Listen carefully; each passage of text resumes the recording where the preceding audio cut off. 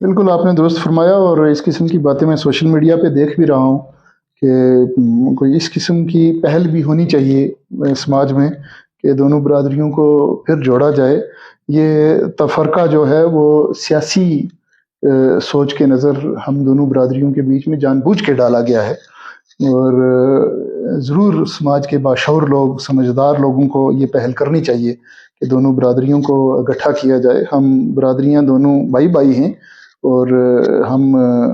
हमारा जीना मरना इकट्ठा है, हमारी खुशी गमी इकट्ठी है। तो मैं नहीं समझता कि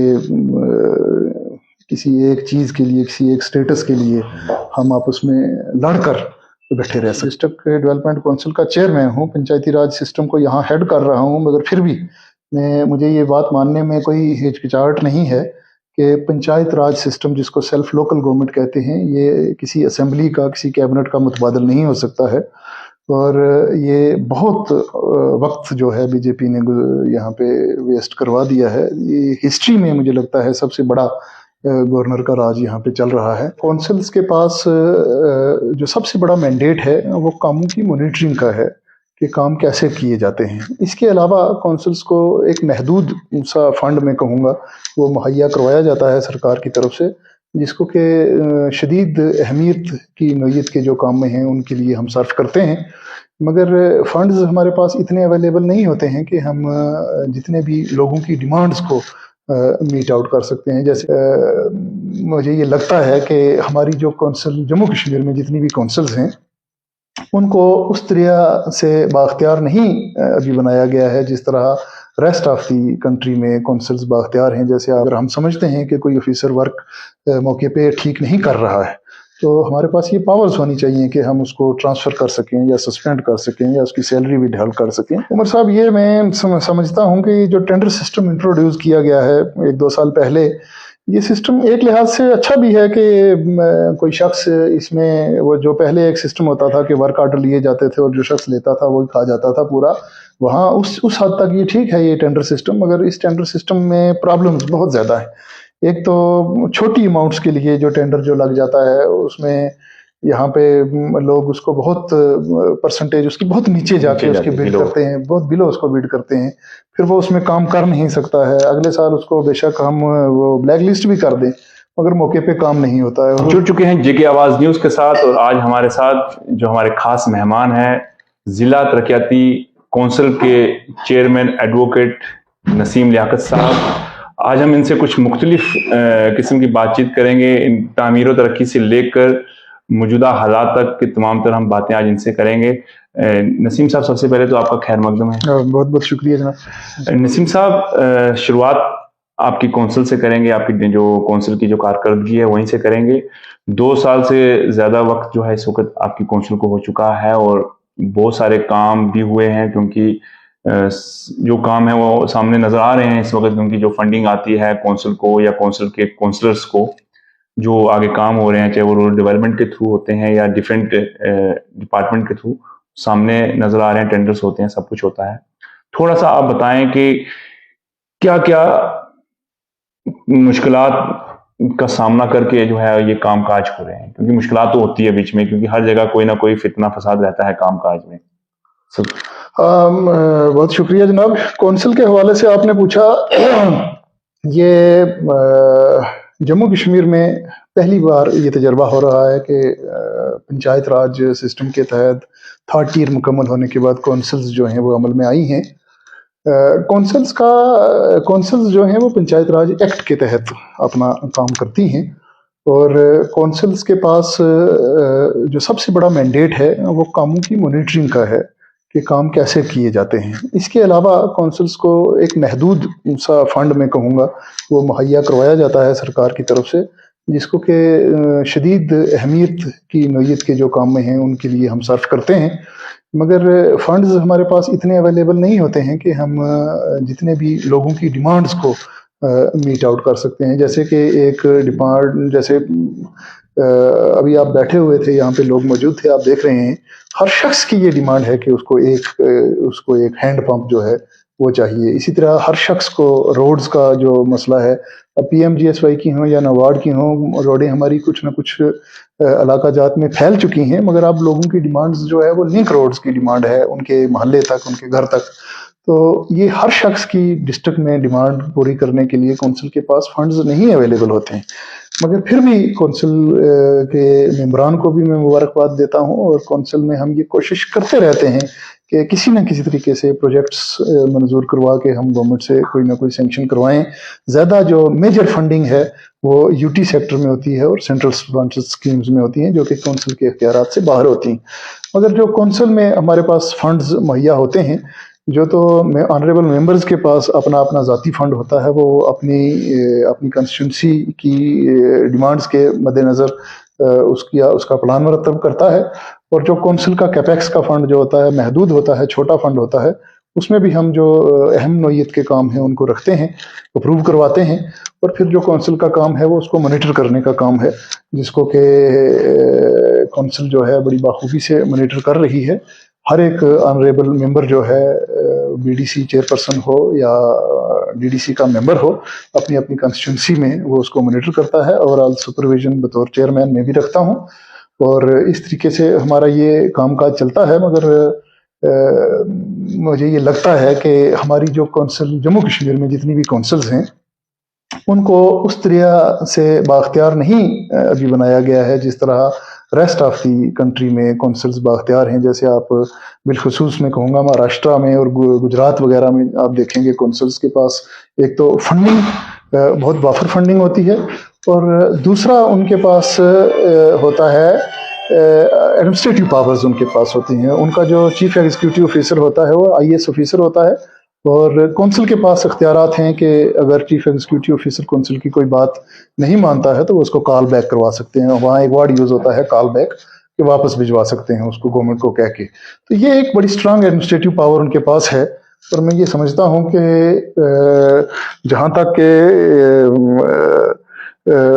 اس کا مانیٹرنگ کا بات ہے، تو ورک مانیٹرنگ میں کونسل کو ایڈمنسٹریٹو پاورز کی بہت زیادہ ضرورت ہے. اگر ہم سمجھتے ہیں کہ کوئی آفیسر ورک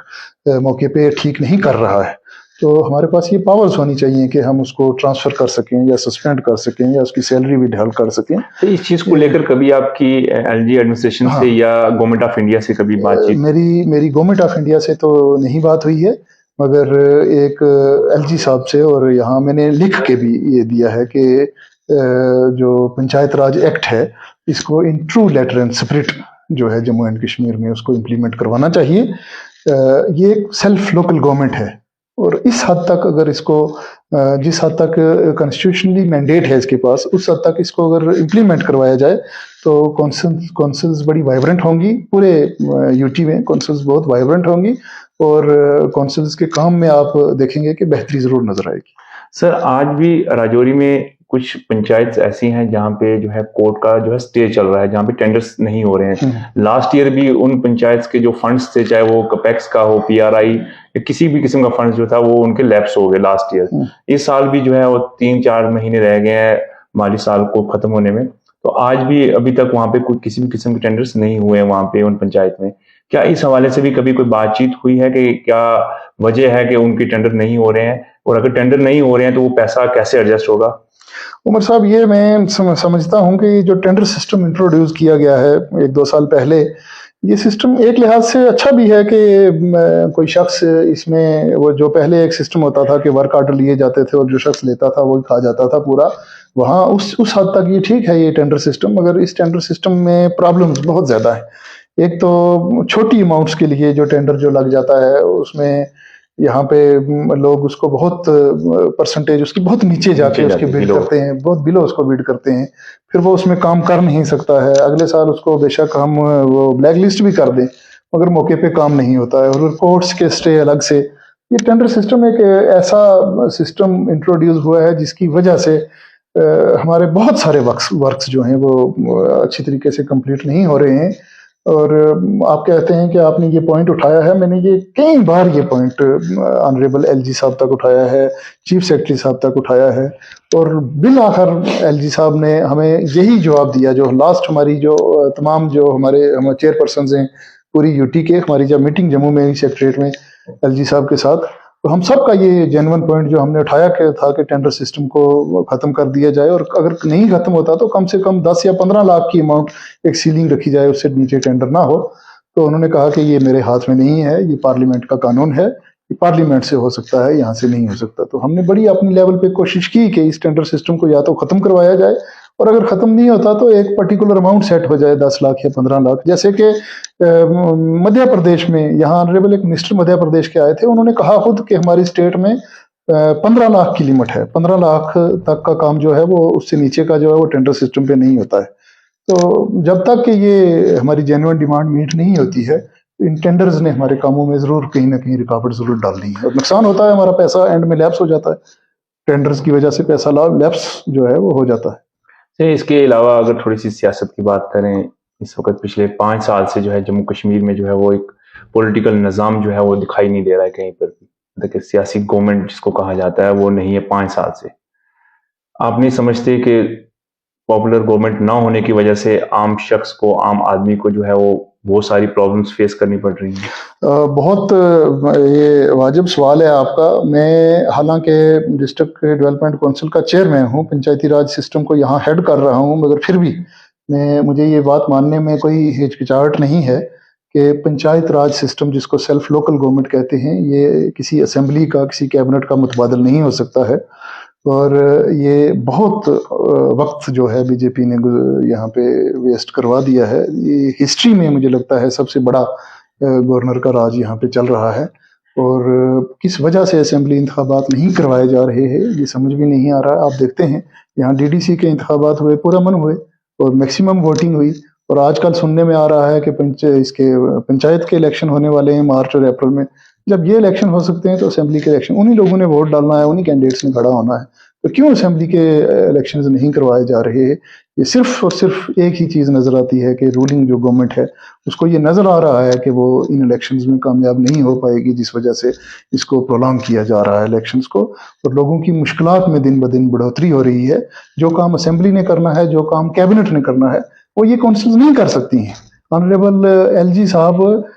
آپ سنتے ہیں اپنی تقاریر میں یہ کہتے ہیں کہ ہمارے 22,000 یا 30,000 پبلک ریپرزنٹیٹیو ہیں جی جموں کشمیر میں، مگر یہ پبلک ریپرزنٹیٹیو متبادل نہیں ہو سکتے ہیں، ایک ایم ایل اے کے، ایک ایم ایل سی کے، ایک منسٹر کے، ایک چیف منسٹر کے، ایک گورنمنٹ کے۔ جو کام وہاں پہ کرنا ہے، یہ تو سیلف لوکل گورنمنٹ ہے اور اس کو بھی اختیار نہیں دیے ہوئے، تو کیسے آپ اس چیز کو بیچ کے یہ کیسے جسٹیفائی کر سکتے ہیں کہ ہم اسمبلی انتخابات نہیں کرائیں گے کیونکہ ہمارے پاس 35 سرپنچز، B D C, D D C in place ہیں؟ جن سٹیٹس میں یہ پنچایت راج سسٹم بااختیار ہے، 60 سال سے چل رہا ہے، اور چیئرمین ڈی ڈی سی کے پاس منسٹر کی پاورز ہیں، ان سٹیٹس میں بھی اسمبلی ان پلیس ہیں، منسٹریز ان پلیس ہیں، چیف منسٹر بیٹھے ہوئے ہیں، تو اس سٹیٹ میں یہ چیز کیسے جسٹیفائی کی جا سکتی ہے کہ کیونکہ ہمارے پاس یہاں B D C, D D C ہیں اس لیے ہم الیکشن نہیں کروا رہے، اور لوگوں کی مشکلات میں اضافہ کیا جا رہا ہے، اس کے علاوہ کچھ نہیں۔ ایک آخری سوال رہے گا میرا، جو کہ کافی اس وقت سرخیوں میں بھی ہے، اور کافی اس سے جو ہے وہ اس وقت پرابلمس بھی کہیں نہ کہیں فیس ہو رہی ہے، وہ ہے اس وقت گجر اور پہاڑی کا ایشو۔ ایک طرف پہاڑیوں کی دھنیہ واد یاترا جو ہے وہ جگہ جگہ گھوم رہی ہے، دوسری طرف ہمارے جو گجر برادری قبیلے کے جو لوگ ہیں وہ بھی سڑکوں پر ہیں، اس وقت اپنے حق کو بچانے کی بات کر رہے ہیں، اپنے حق کی بات کر رہے ہیں۔ آپ نہیں سمجھتے کہ اس وقت آج کے اس ماحول میں ایک ایسا قافلہ بھی ہونا چاہیے جو دونوں کمیونٹیز کو ساتھ لے کر ایک امن کا پیغام دے؟ بالکل آپ نے درست فرمایا، اور اس قسم کی باتیں میں سوشل میڈیا پہ دیکھ بھی رہا ہوں کہ کوئی اس قسم کی پہل بھی ہونی چاہیے سماج میں کہ دونوں برادریوں کو پھر جوڑا جائے۔ یہ تفرقہ جو ہے وہ سیاسی سوچ کے نظر ہم دونوں برادریوں کے بیچ میں جان بوجھ کے ڈالا گیا ہے، اور ضرور سماج کے باشعور لوگ، سمجھدار لوگوں کو یہ پہل کرنی چاہیے کہ دونوں برادریوں کو اکٹھا کیا جائے۔ ہم برادریاں دونوں بھائی بھائی ہیں، اور ہمارا جینا مرنا اکٹھا ہے، ہماری خوشی غمی اکٹھی ہے، تو میں نہیں سمجھتا کہ کسی ایک چیز کے لیے، کسی ایک سٹیٹس کے لیے ہم آپس میں لڑ کر بیٹھے رہ سکتے ہیں۔ آپ کی طرف سے کیا پیغام رہے گا دونوں کمیونٹیز کے باشعور لوگوں کے لیے؟ باشعور لوگوں کے لیے میری یہی گزارش رہے گی کہ برائے مہربانی یہ قدم ضرور اٹھائیں، اور دونوں برادریوں میں جو تفرقہ ڈال دیا گیا ہے کسی ایک سیاسی پارٹی نے جان بوجھ کر، اس کو کم کرنے کی کوشش کی جائے. شکریہ. بہت بہت یہ تھے ہمارے ساتھ ضلع ترقیاتی کونسل کے چیئرمین ایڈوکیٹ نسیم لیاقت صاحب. ان سے ہم نے تعمیر و ترقی کی بات بھی کی، سیاسی بات بھی کی، اور گجر اور پہاڑیوں کے بیچ جو ایک مسئلہ بنا ہے اس پر بھی بات کی. ہمیں جو دیکھنے والے، ہمیں سننے والے جو بھی حضرات ہیں، ان سے میری گزارش رہے گی ہمیں ہمارے پروگرام کو لائک کریں، ہمیں کمنٹ کر کے بتائیں کہ آپ کو ہمارا پروگرام کیسا لگتا ہے، اور ہمارے اس چینل کو فالو ضرور کریں، کیونکہ جب تک آپ فالو نہیں کریں گے تب تک ہم بھی جو ہے آپ کی پوری طریقے سے خدمت نہیں کر پائیں گے. تب تک